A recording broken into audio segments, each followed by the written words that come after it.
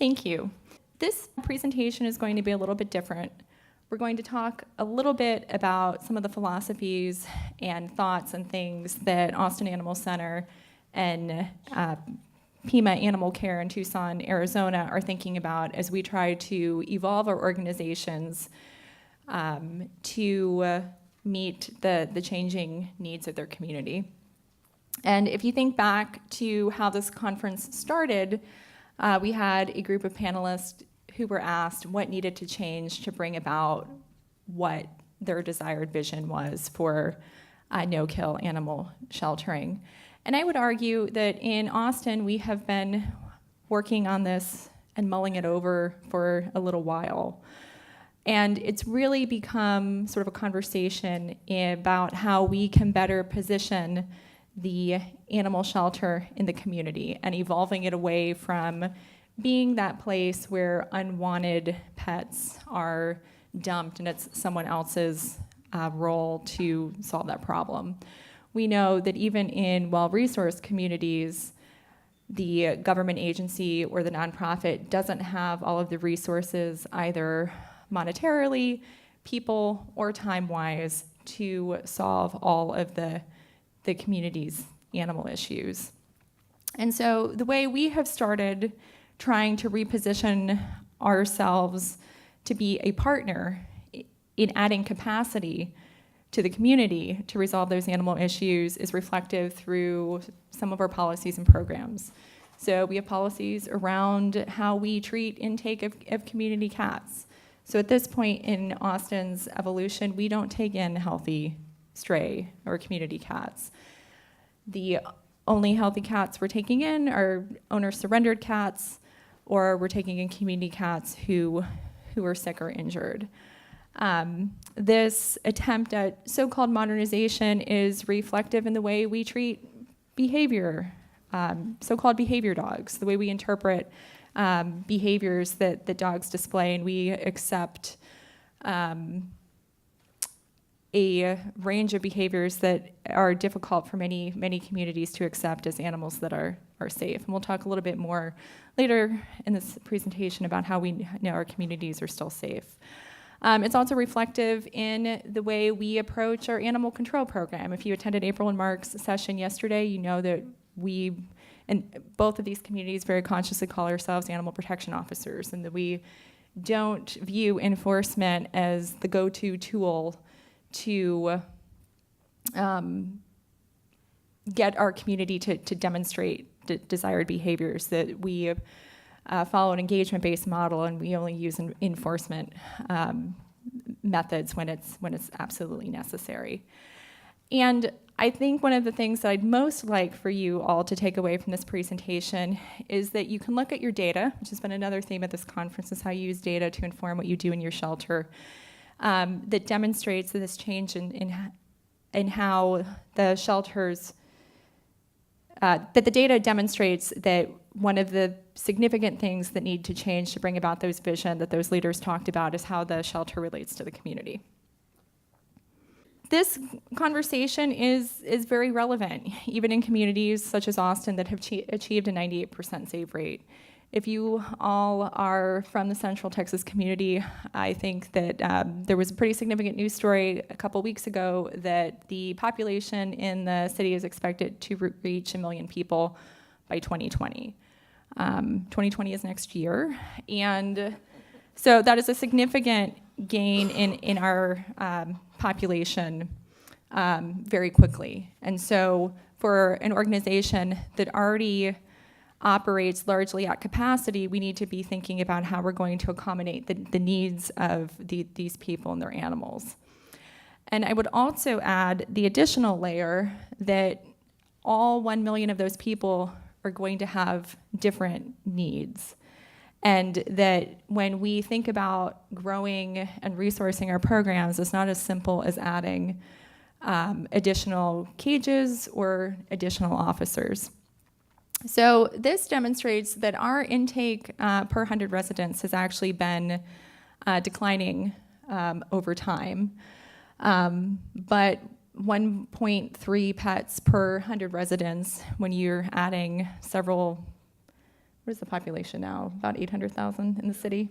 Another 200,000 people and their pets can have a significant impact. Sarah, did you want to say something? No. Okay. Except to say, in this chart, you're looking at two different cities, two different municipalities that have similar results. Pima's in the bottom, where we've got like 1.5, 1.6 animals per 100,000. No, per 100. Yeah, certainly the trend nationwide is for intake to be going down, but I think that if you live in a community that's growing rapidly, or you're operating in a no-kill shelter, you're probably operating close to capacity, and so changes in your community's makeup or increases in growth in your community can really affect what's happening at your shelter. And you can see this is an inventory report from Austin, which I think certainly demonstrates that point. So the highlighted columns are our cage capacity for large dogs, small dogs, and cats. So green is a good thing. Yellow means it's about to not be a good thing, and red is when it is not good. You can see that pretty consistently we are often not good for large dogs. One of the other things we've talked about a lot this week is how do we solve the large dog issue? It's a commonality that many no-kill shelters are dealing with. It's a significant population of animals. They move through less quickly, and there are things that can be tolerated in a smaller dog can be less so with larger dogs. But also what this data tells me is that we arguably don't have a problem with big dogs in our community. We have a community that loves big dogs. Preliminary surveys through our Pet Resource Center show that over 2/3 of the people bringing in strays actually live in the neighborhood in which they have found that stray animal. So those are people who are helping, thinking they're doing a good thing for their community's dogs. I would also argue that, I'll argue that in a minute. What is this? So in my other presentation, I had a really cool pointer that looked like it had a sparkler on it, and now I'm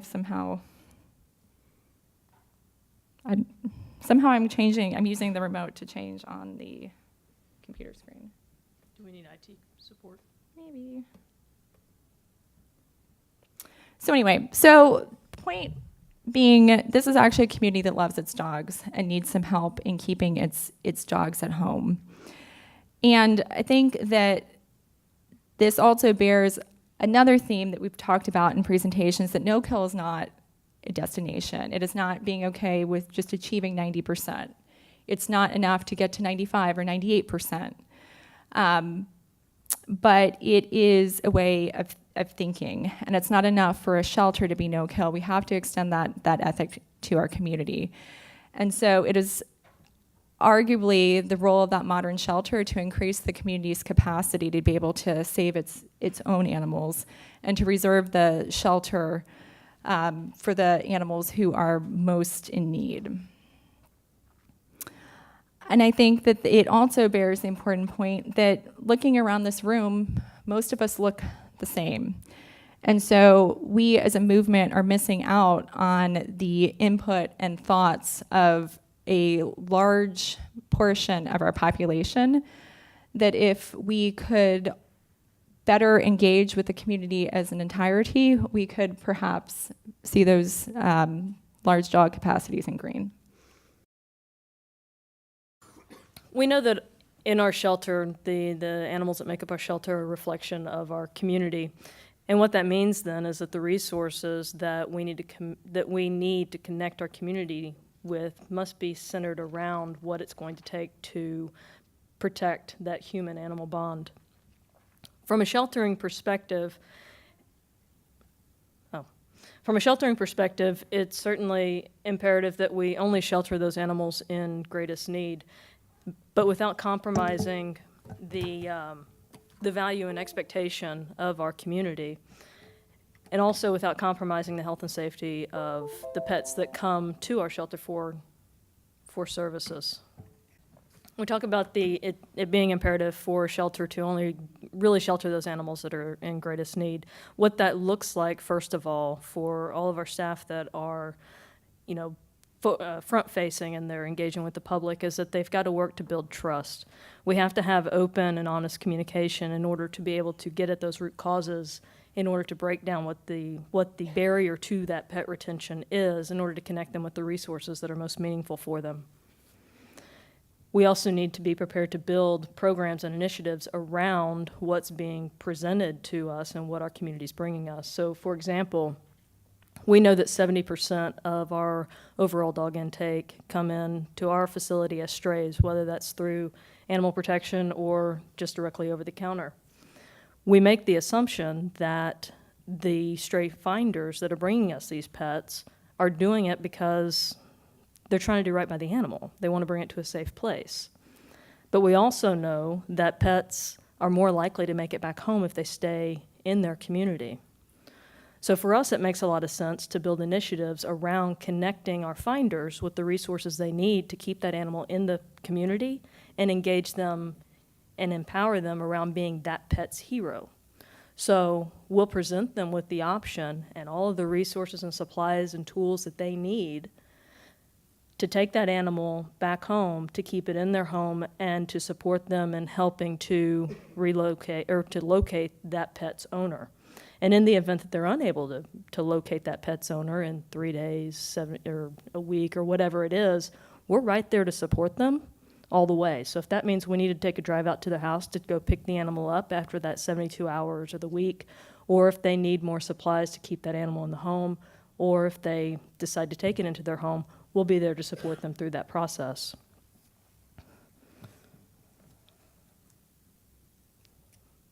I thought you were looking at me like you missed something. Okay. I did miss something. Hang on, guys. As you have probably noticed, I am the smoothest presenter here. All right. So Mark loves this fact, and I like to point it out. Mark here is our field services manager, and so he oversees our animal protection program, and he doesn't know it, but we are actually in competition to see who can defer the most animals. His animal protection team, I believe, deferred close to 6% last year, which equated to a little over 1,000 animals. And preliminary numbers showed that the Pet Resource Center that I oversee deferred about 7%. I just wanted to point that out. Not only did you not know you're in competition, but you also probably didn't know you were losing. I can tell all of you here we're always competing. So this is nothing new. This is part of what makes us successful, though, is because we do always compete a little bit April 9th, but we're always looking at new ways to improve. So she did the math, so we have to go that route too. I have math, but we'll check. I will say I'm better with numbers than I am at presenting, so there's that. But the point is that by deferring those animals, we're building capacity not only in our shelter, but we're building capacity in our community by connecting these pet finders and individuals that we're interfacing with the information around what our shelter is resourced to support them around, and then also resetting the expectation in our community about what the right thing to do is when you find a stray pet. From the field services perspective, which Mark will talk about here in a bit, it makes a lot of sense for us to continue to evolve the engagement-based philosophies that we've already built so many of our programs off of. Because his team touches tens of thousands of people annually, about 30,000 if we want to get right down to numbers last year, they have this unique opportunity by making time for conversations through that engagement approach to share information and to promote retention through empowering our community members to problem solve through all those animal-related barriers that they're facing. So yesterday, Mark and I talked a little bit about what it meant to make time for conversations, and just as a refresher, or for those of you that didn't join us, it's really about reprioritizing your program and your response to calls for service around what's important in your community. For the city of Austin, and I would venture to guess this is mirrored in Pima, what's important to our community is life-saving. It's promoting that human-animal bond. And so one of the most helpful things that we habitually do within our program is we spend a lot of time asking why. Why are we doing things? Why are we responding to a particular call? Why did we take that particular approach? Are we mandated to respond to this call, or is this just a community service? And if it is a community service that we're providing, is it of value to our community? An example I can give is when I first started back in 2003, we spent a whole lot of time going on snake calls in houses, snake calls by a playset in the backyard. Well, we're in Central Texas. We have snakes everywhere. And there wasn't a whole lot of value to the community or to our program or to that snake in us coming out and just sort of moving it along. So that was one of those calls. We also weren't mandated to, under any sort of ordinance or state law, to respond to. And so we made a conscious decision to begin to educate our public around what to do when you find snakes, what services you can connect to if you have a true problem, a snake doesn't want to move on, and we stopped responding. So we also talk about, when we talk about our service and resource delivery, we really take this two-pronged approach. We still maintain a robust outreach program, one that's going to deliver the services that further our initiatives. And so we're going to be present in areas that we see through data present the greatest need. But we also adopt those engagement-based philosophies in all of our outward-facing programs, so animal protection, pet resource center, and they're rooted in this idea that by partnering with our community, we gain a deeper understanding of our community's unique needs, which in turn informs how we deliver services within each of our various teams.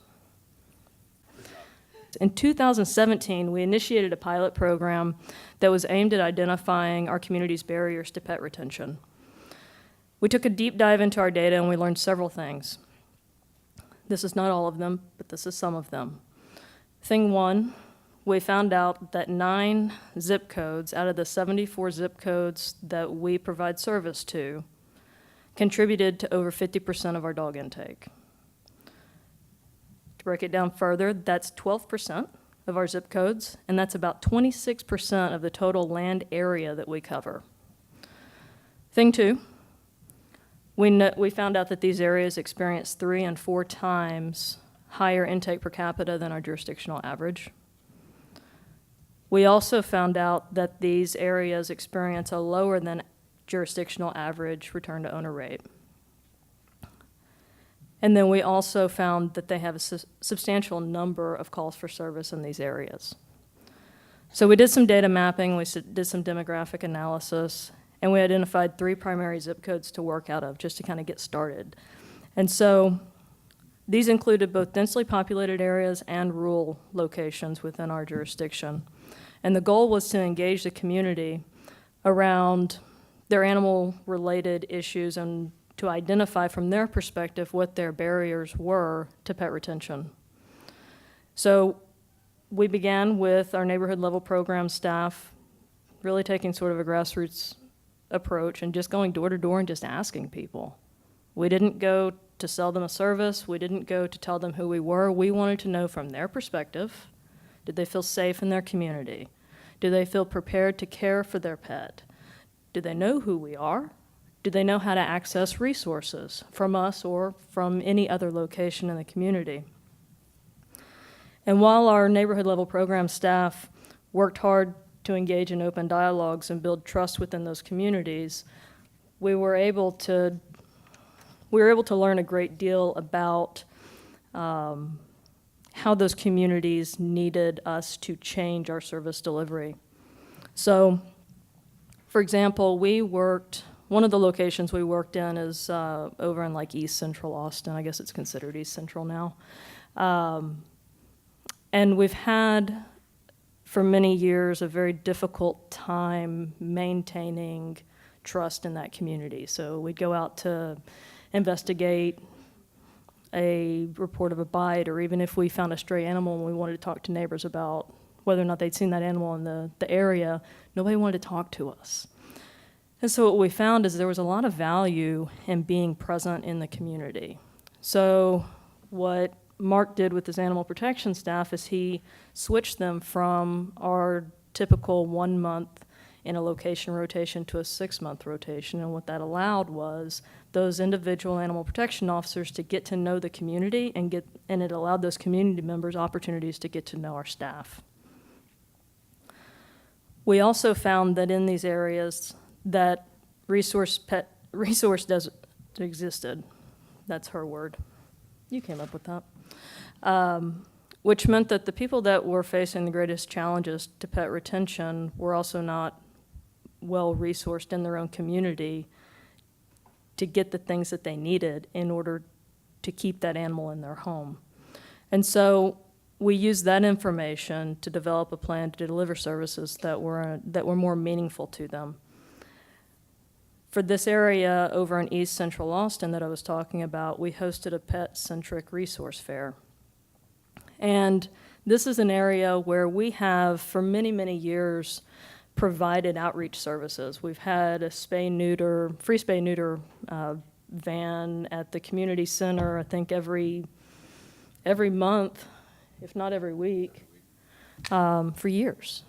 And we still have a great number of animals coming out of that area. And so the way we were trying to connect to the community and the way that we were delivering the services wasn't working. We were also, as I said earlier, having a very difficult time connecting with this community in general, getting them to trust us as a government agency. So we hosted this resource fair, and we thought, you know what, we're going to partner with non-traditional organizations. So we we set up at the community center, which is a location that we found out they get most of their information from. And we invited the organizations that are already well connected in that community. So we invited their healthcare groups. We invited a local nonprofit that works with at-risk kids to connect them in a safe environment to expression through arts programs. And we said, hey, come join us, bring all your kids, and you guys can do a performance. And what started out as one dance routine that this group was going to do turned into like a 2-hour program of dance routines and speeches and singing and all of this. And what that did is it brought in all the parents and the grandparents and the neighbors and the aunts and the uncles of these kids that we otherwise wouldn't reach. And we were able to connect them with the resources that we have in our shelter and connect them with the other organizations that support our initiatives. So that was a really cool event. We began focusing on our limited resources more intensely in these areas in an attempt to maximize our impact, but that wasn't exclusive to animal protection. We enacted some process changes within our Pet Resource Center and along with our spay-neuter outreach program. And we started up a strategic neighborhood adoption program, affectionately known as SNAP, which was aimed at increasing adoptions in the neighborhoods that were contributing rather significantly to our population anyway. And we also initiated the grassroots Missing My People campaign, which is aimed at reconnecting pets currently in the shelter with their missing people. And Mark's going to talk about all that here in a bit, and he's probably going to completely wreck the name because he likes to call it like Lost My People and a whole variety of things. I will say, though, in recent weeks, I'm setting you up, Sarah. Heads up. In recent weeks, I've spent some time talking with Sarah here from Tucson about our program and how we use our data, and she shared with me some interesting thoughts about their experiences and their observations out in Tucson. And we'll go into a lot of it at a presentation that we're doing later this afternoon that you should all come to also. One of the things that we did at PAC is we worked with our county GIS department to map our intake data, and we came up with a heat map. So you can see here, like the yellow areas are kind of like the hotbeds, right? That's where most of our intakes are coming in from. And we identified 4 zip codes, similar to what April was saying about what Austin did.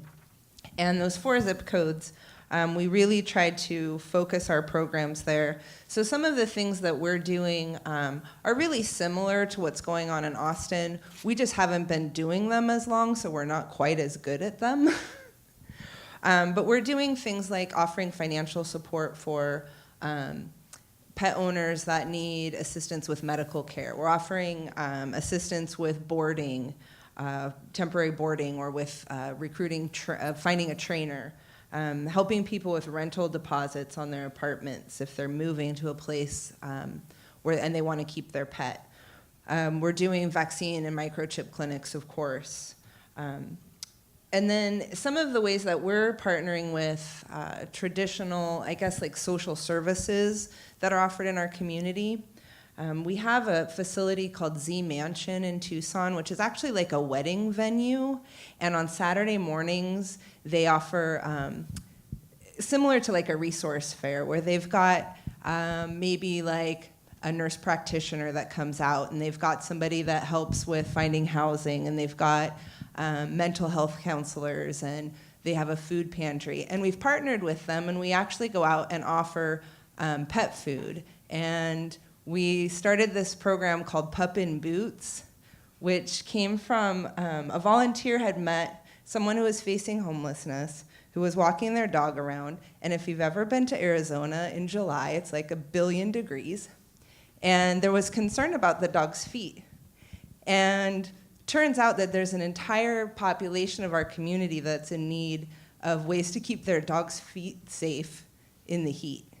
And that program sort of expanded, and we found out that they also need collapsible water dishes because regular like stainless steel bowls are too bulky for them to carry around. And it really kind of opened this door to where we could connect with members of our community that traditionally, in the old enforcement model, we would just go and take their pets from them. We dug into our data, very similar. We found these 4 zip codes. What are some other things that you guys can think of that you would want to track? Anyone? Crickets? Maybe owner surrender reasons, so you can find out what people need. The types of activities in the area, so you know what your officers are spending time responding to. Types of citations, numbers of citations. Adoption returns.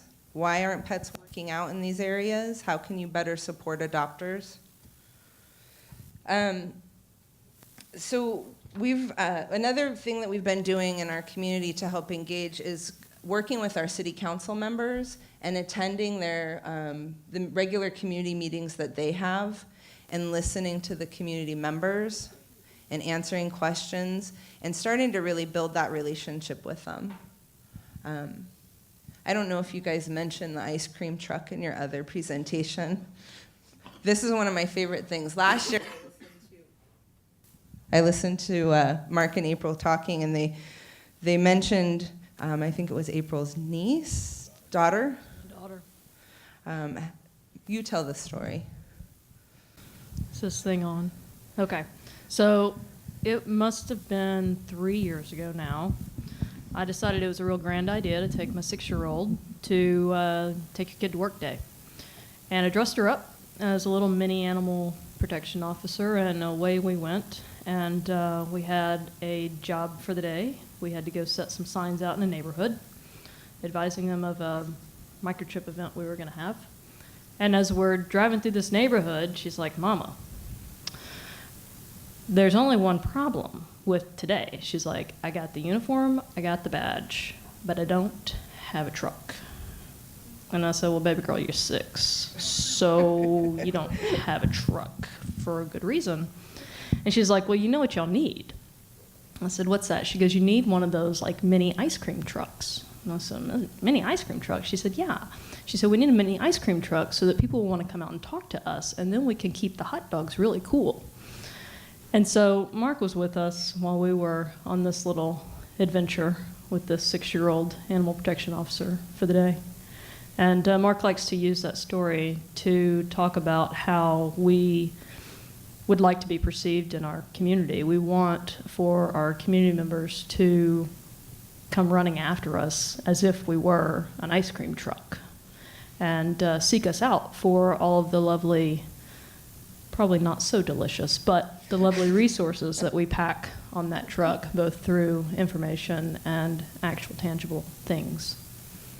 Can you imagine if your local animal protection truck rolled into a neighborhood and everybody came running out? Happily. Yeah, right, happily. It's funny, the ice cream truck story is actually the neighborhood that we're working so hard. It's one of those neighborhoods that we've really worked hard to get into. That weekend that we did this microchip clinic, we put out signs ahead of time talking about this great thing we're going to do. April and I and a couple officers spent a whole Saturday morning knocking on doors, and then we went back 2 weeks later and knocked on more doors. I think it was 416 doors. We microchipped a grand total of 33 dogs, and we had Corunda beds to give away, we had leashes and collars. We were literally right down the street from where these people needed to be. Now in that time, one of the families I talked to happened to be bringing back Little Caesars Pizza, and they stopped what they were doing to come get the free microchips. So they were very motivated when they realized we were right there. One of their dogs actually got loose. I walked into our truck port one day and I said, I know that dog. And it was in that 2-week span, the week in between that we weren't at the neighborhood, that it got loose. And so we were able to return one right away. So it's never a failure, even though we wanted to do, hundreds of microchips and we only did 33, it still was not a failure. We continue to go back to that neighborhood. We continue to be a presence there, so we're getting more acceptance, and they understand that when we're in the neighborhood, we're not necessarily there to do something bad, which is take their property away. So we're working on that ice cream truck mentality. Again, we adjusted. We saw that maybe wasn't going to work to set up in a location, so now our officers do microchips in the field. So if an officer is in that neighborhood and returns a dog to the owner and it's not microchipped, or if they're there for something else, and we always ask, is your dog microchipped, because we want to get them back to you. We always qualify what we're asking about as to why we're asking. We're not microchipping to hold them accountable later. We're microchipping so we can get their pet home. And so we have officers that are trained to do microchips and can do them in the field and will, if safe. Obviously, sometimes it's not safe. But again, it's that adjusting your services to what either they're going to accept or what's going to fit that neighborhood. So a lot of times, when we tell people we have free microchips at the shelter, if their only mode of transportation is a city bus, they're never coming to the shelter to get a microchip because the city bus doesn't allow the dog on the bus. So we have to adjust what we're doing instead of managing expectations on the other end. We need to manage our own. And so through these services, such as April mentioned, the SNAP program, I had a person working for me that she was wondering, maybe if we went to the neighborhood with the very dogs that came from that neighborhood, we might run into the people that lost the dog. And so we came up with the SNAP program. So we go to the same neighborhood on a regular basis. We're consistently there. And we try to take dogs from that neighborhood if we have them available. And our goal is to try to, again, make contact with somebody who lost their dog so we can start to have a conversation as to why. A lot of times we assume in the animal world, one of my favorite things to tell people is, quit making decisions based on emotion and assumption and actually go find out. So if you are in the neighborhoods and you're talking to the people, then you can actually have conversations as to why they don't come to us for dogs or why they're not coming to return their dogs. And we got to quit making assumptions and actually get out there and do the work. And if we're going to stay no-kill, the more animals we can get back home or keep home, the easier it is to manage the animals that actually need to be in our care. April mentioned the return to owners and the return to owner in house. We're starting to look at data now to figure out what is the most effective way to get animals back home. Once they're in the shelter, what's working and what's not working. We don't want to keep doing what's not working. We want to continue with what does work. Same thing in the field. I'm now looking at some more data when we return animals in the field. I want to know some more information. I want to have, my officers need to have discussions as to how those animals got out so that we can understand how to better serve the community and keep those animals from getting loose again. One of the things that's really, really awesome about what Mark's doing and what's happening in Austin is in this last year, they returned over 1,000 animals back to their owners in the field. Those animals never touched the shelter. And the 1,000 is like phenomenal numbers. I don't know if you guys realize how many of you are in a municipal shelter. I know at PAC, our return to owner numbers are not that great. We're at like, I don't know, 3 to 5% of our animals actually return to their owners. And so 1,000 in the field, my hat's off to you, sir. Well, and the nice thing is, I was listening to another group yesterday after we were done, and City of Dallas, he's pushing returning dogs in the field. They have to go on stray calls, but he's pushing that they try to find those dogs homes. So, it's changing because people are seeing that the best way to stay no-kill is to not have them in the shelter in the first place. This slide talks about staying connected. We're very deliberate in what we do. Under Leanne's leadership, she constantly challenged us to ask, we're not just going to go do things to stay busy. We can all stay busy, and we can all come up with all sorts of creative ways to stay busy. We do things deliberately, and if it's not working, we're going to stop and we're going to reset, and we're going to see what does work.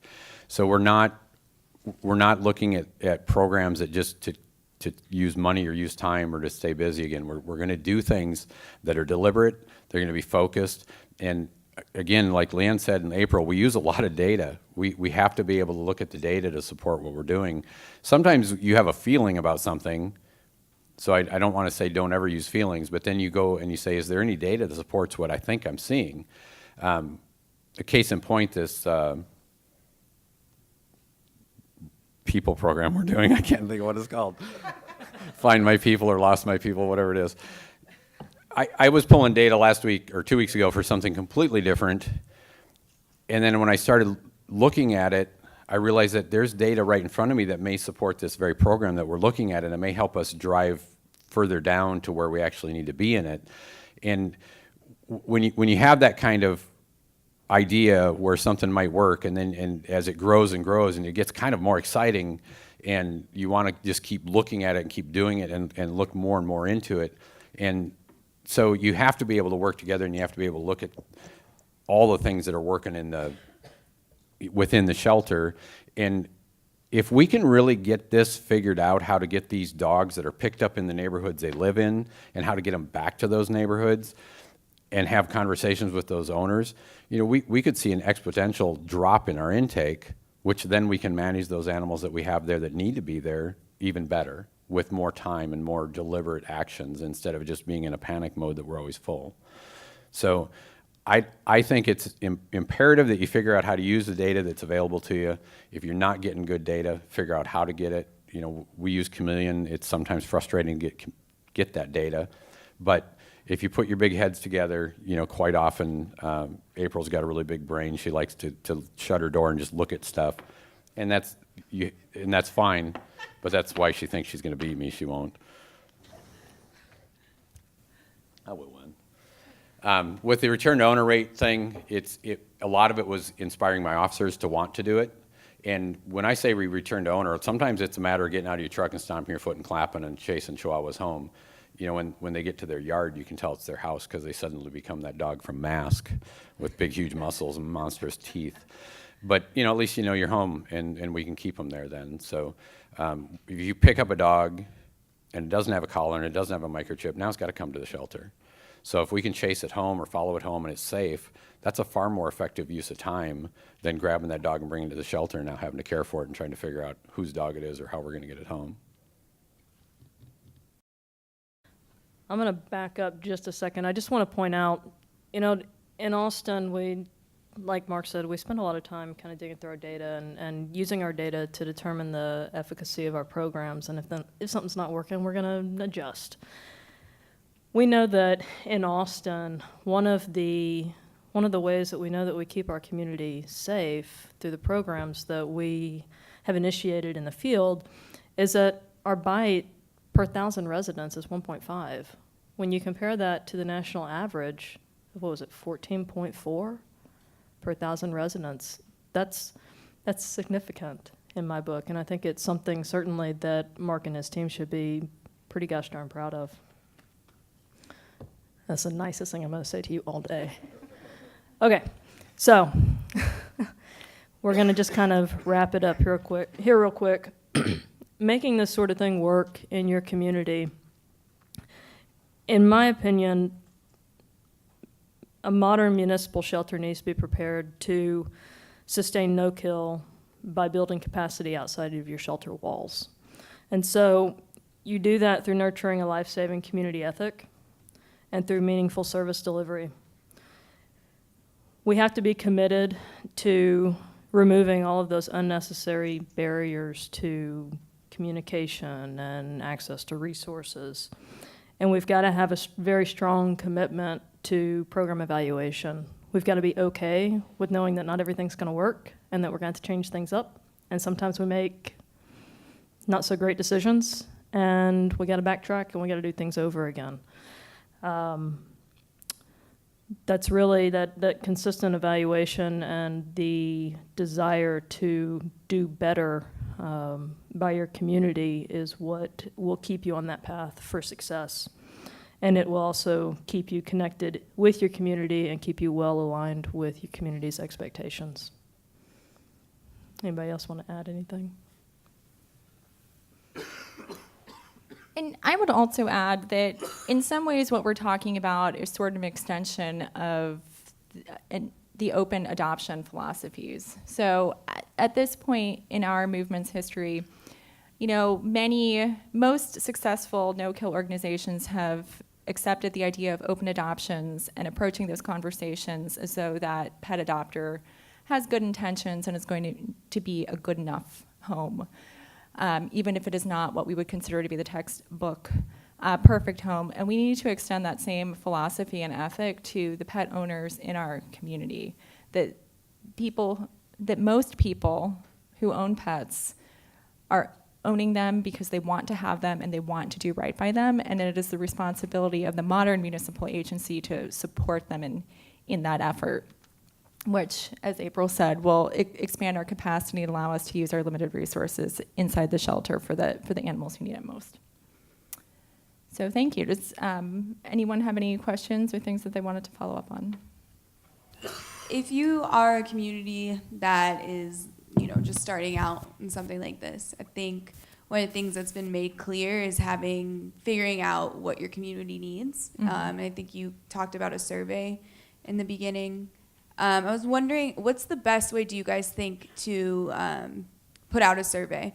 Because what I was thinking is, we can put it on our Facebook page, but that's going to be the people who already like us, to be honest, because they're following us. So how do you get to the people who, we really need to reach? Right, and I think we're really good as a movement about only talking to people who agree with us, and also believing that we have all of the answers. And so I think one of the most important things is to be a part of the community. My background is actually in parks. I spent a decade managing parks and recreation facilities. And the only way you fulfill your park agency's mission is by being a part of the community and continuing to evolve your programs and resources to meet your community's expectations.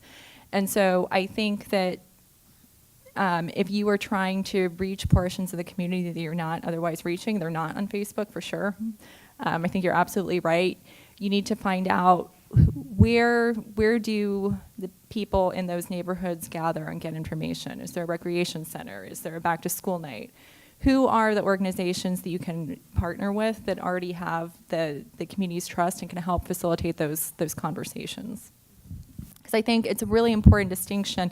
As April said, we have been very heavy on outreach. We've had significant spay-neuter resources and things for years, and we're not moving the intake number in some of those areas because outreach is about saying, hey, I know what you need, whereas that engagement-based approach is about saying, hey, let's talk, let's build a relationship, let's have a conversation so we can understand where each others are coming from.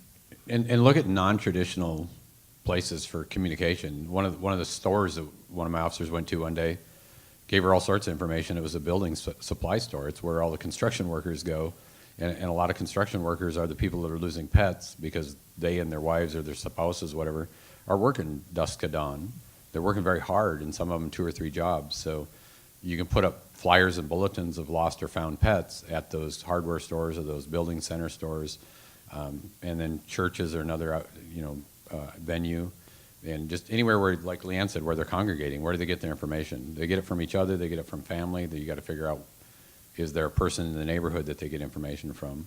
And just kind of think outside the box. I have a question here, and then I've got 1, 2, 3 more. Thanks. This question's for Mark. On the field RTOs that she referenced that you've done last year, I think she said, or 17 over 1,000 field RTOs. It's amazing. How do you, our agency, our fees, to be perfectly honest, are exorbitant. Are you charging people fees? Are the officers charging fees? Are you just giving them right back? Because I remember you had talked about your code.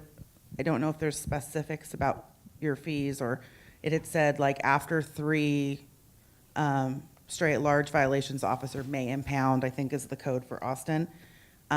We don't have a shall in ours, but our officers have no ability to waive fees. Our management doesn't even have ability to waive fees. It would have to come from like the director of Orange County Community Resources. You know what I'm saying? Sure. So I don't know, are they paying the fees? Are they giving them back? So in Austin, it's not technically impounded until it gets in a kennel or gets a kennel card. So in the field, well, it shows an impound on our result in our Chameleon database. It's not technically, we don't consider it an impound in the field. So if the officer's literally in the shelter parking lot, just pulled in, and somebody calls and says, hey, I think the dog's in my truck, we'll turn around and go right back out and give it to them. Again, every time we do this, we're having a conversation about rabies vaccines. We're checking vaccines. They can end up, they might get a warning for rabies if they can't show proof at time of return, which we will check back on. But that's the only state law we have to follow, is to make sure they have the rabies vaccine. And if they flat out say they don't have it, then we tell them where they can get it, either free or at reduced cost. It's still gonna, it saves your, it's gonna save your city or your county money getting them back rather than having them. And if those fees are blocking getting animals back to them, it makes it very hard. I had the same thing when I ran animal control in a different state. Once they were in my van, I had to charge a $50 fee. Now, it was up to me whether I actually collected a fee or maybe a work service. A lot of people where I was at in Minnesota, it was a rural area. They didn't have money to get their dog back, and I didn't want their dog. So they could come and clean a kennel for me, on a Saturday or something. So that might be a workaround, is see if the county can change it to where you can collect it. We collect sometimes fees in Austin. We collect fees by asking for newspaper for our puppy and kitten kennels, so they can unfold paper and deliver it to us, and that'll help pay their fee.